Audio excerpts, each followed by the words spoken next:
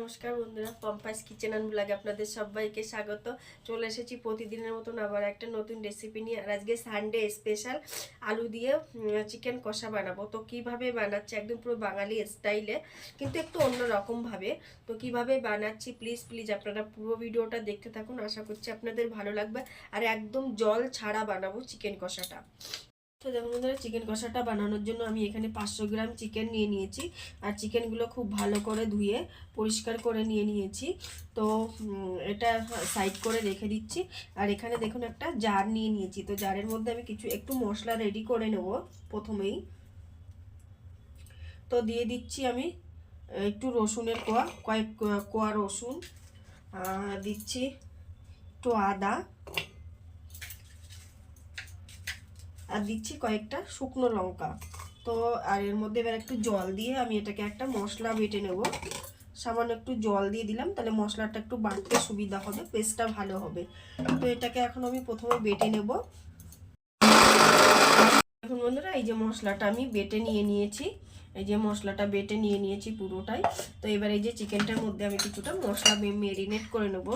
তো প্রথমেই দিয়ে দিচ্ছি 1 চামচ জিরের গুঁড়ো, 1 চামচ ধনের গুঁড়ো,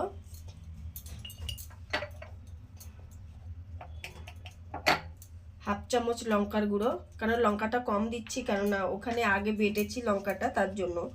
আর দিয়ে দিচ্ছি পরিমাণ অনুযায়ী হলুদ গুঁড়ো, দিয়ে দিচ্ছি অল্প পরিমাণে গুঁড়ো গরম মশলা, দিয়ে দিচ্ছি পরিমাণ অনুযায়ী লবণ, দিচ্ছি 100 গ্রামের মতন টক দই,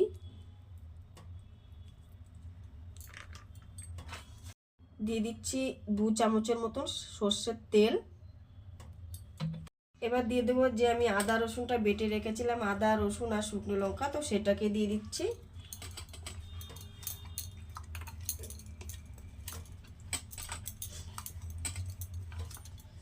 তো দেখুন দিয়ে দিয়েছি। তো এটাকে এখন আমি খুব ভালো করে মেখে নেব।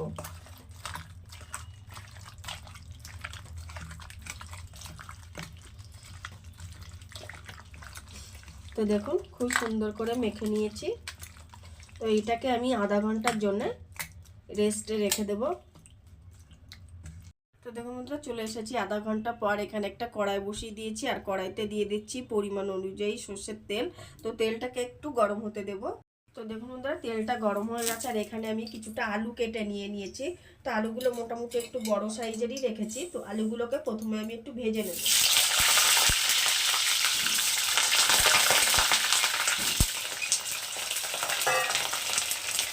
আলুর মধ্যে প্রথমে একটু নুন, একটু হলুদ।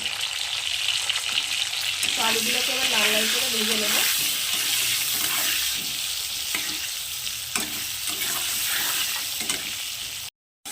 তো দেখুন বন্ধুরা, আলুগুলো ভাজা হয়ে গেছে। এবার আলুগুলোকে আমি তুলে নেব।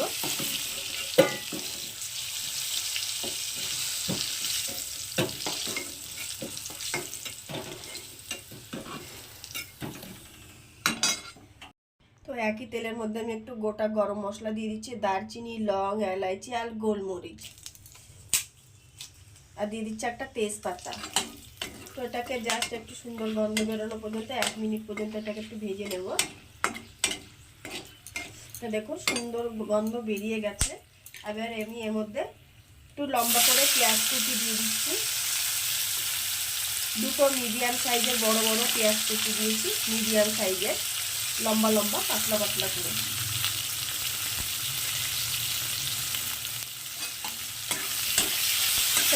পেঁয়াজটাকে এখন একটু হালকা ভেজে নেব, মোটামুটি লাল লাল হবে এতটা পর্যন্ত ভেজে নেব।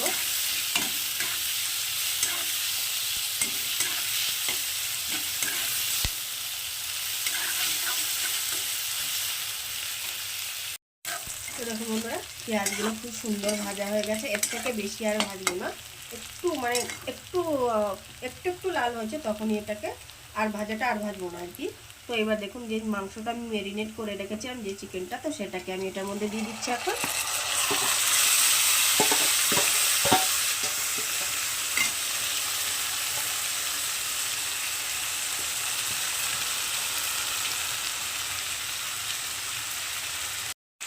তো এখন এটাকে একটু খুব ভালো করে সব পেঁয়াজের সঙ্গে মিশিয়ে নেব।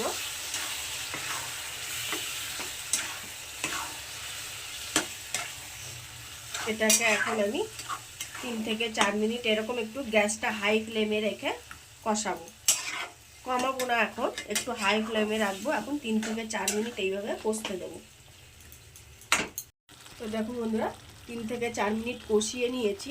এটা কিন্তু এখন 3-4 মিনিটে কিছুই হয়নি, আরও এটাকে প্রচুর কষাতে হবে। তো দেখুন এখন আমি এর মধ্যে একটু টমেটো কেটে নিয়েছি, তো ছোটো ছোটো করে একটু টমেটো দিয়ে দিচ্ছি।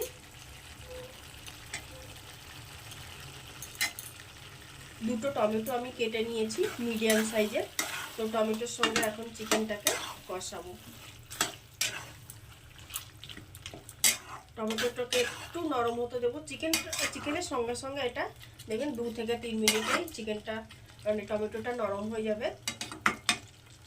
তো দেখুন বন্ধুরা টমেটোগুলো কিন্তু নরম হয়ে আসছে, আর দেখুন চিকেন থেকে জল বের হওয়া শুরু হয়েছে।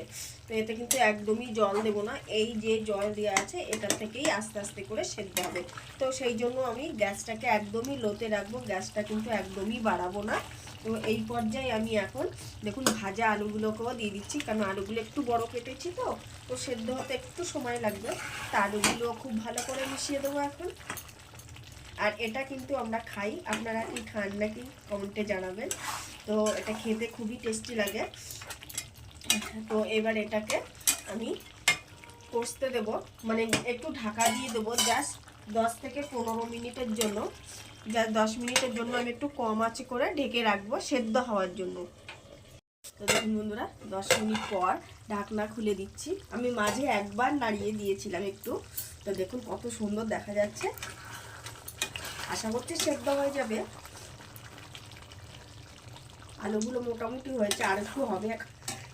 তো দেখুন এখনো আর একটু এটাকে মানে আর একটু ঢেকে রাখতে হবে। তো কেননা একদমই তো জল দেবো না, তো তার জন্য ঢেকে এটাকে কষাতে হবে। তো এখনও আমি এটাকে আরও কম আছে আবারও 10 মিনিট ঢেকে রাখবো।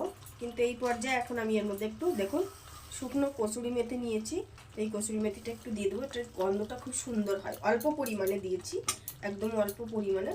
তো এটাকে খুব ভালো করে মিশিয়ে দেবো।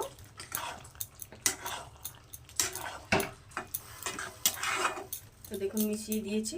এটাকে আমি ঢাকা দিয়ে আবারও 10 মিনিট, আগে 10 মিনিট রেখেছিলাম, আবারও এটাকে 10 মিনিট রেখে দিচ্ছি একদম কম আছে। তো দেখুন বন্ধুরা 10 মিনিট পর ঢাকনাটা খুলে দিচ্ছি। মাঝে কিন্তু আমি আরও 1-2 বার নাড়িয়ে দিয়েছিলাম। তো দেখুন তেল বেরিয়ে গেছে আর কত সুন্দর দেখতে লাগছে। একদমই কিন্তু জল আমি এক ফোঁটাও দেয়নি। তো এবার আর একটু এটাকে কষাবো, আরও 2 থেকে 3 মিনিট এটাকে আমি একটু এইভাবে কষিয়ে নেব। দেখুন কত সুন্দর লাগছে। এটা ভাত, রুটি, পোলাও, পরোটা সব কিছুর সঙ্গে কিন্তু খেতে খুব ভালো লাগবে। আর এই দেখুন আলুগুলো পুরো মোমের মতন গলে গেছে, দেখেছেন? তো এইভাবে আমি আরও এবার একটুখানি এর মধ্যে ঘি দিয়ে দেবো। ঘি দিলে কিন্তু কষা চিকেনের টেস্টটাই পুরো বদলে যায়। তো দেখুন 1 চামচ আমি একটু এর মধ্যে এই যে 1 চামচ ঘি আমি দিয়ে দিচ্ছি।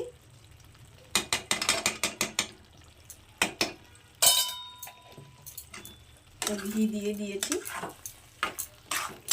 এবার কষা তো হয়েই গেছে, সেদ্ধ সব কিছু হয়ে গেছে, পুরো একদম কমপ্লিট। কিন্তু আরেকটু আমি জাস্ট ঘিটা দিয়েছি, ঘিটা চিকেনের মধ্যে ঢুকবে। এইভাবে আমি জাস্ট 2 মিনিট এটাকে একটু ঢেকে রাখবো, মানে ঘিটা ঢোকার জন্য চিকেনের মধ্যে। তো 2 মিনিট। তো দেখুন বন্ধুরা 2 থেকে 3 মিনিট পর আমি ঢাকনাটা খুলে দিচ্ছি। জাস্ট অসাধারণ হয়েছে দেখতে। দেখুন তৈরি হয়ে গেছে আমাদের আজকের চিকেন কষা, একদম জল ছাড়া। আর দেখুন কত সুন্দর দেখতে লাগছে, আর পুরো তেল বেরিয়ে গেছে, দেখেছেন কত সুন্দর দেখতে লাগছে। তো এখন আমি গ্যাসটাকে অফ করে দেবো। গ্যাসটাকে অফ করে দিয়েছি। তো বন্ধুরা আজকের রেসিপিটা তোমাদের কেমন লাগলো অবশ্যই করে কিন্তু কমেন্টে জানাবে। আর ভালো লাগলে প্লিজ একটা লাইক করবেন, শেয়ার করবেন, আর চ্যানেলের যারা নতুন তারা চ্যানেলটিকে সাবস্ক্রাইব করবেন। তো আজকের মতন এখানেই রাখছি। আর এই রেসিপিটা কিন্তু জাস্ট মানে আপনারা চাট হিসাবে খেতে পারবেন, ভাত, রুটি, পোলাও, পরোটা, লুচি সব কিছুর সঙ্গে খেতে পারবেন। তো আজকের মতন এখানেই রাখছি, দেখা হবে নেক্সট ভিডিওতে। Bye bye.